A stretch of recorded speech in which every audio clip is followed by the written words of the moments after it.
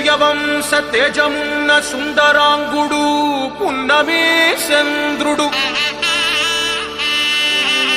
మహారాజైన మామూలోడు మనలాంటోడు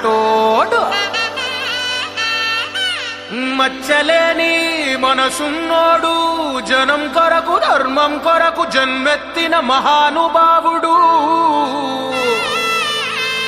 వాడే శ్రీరాముడు.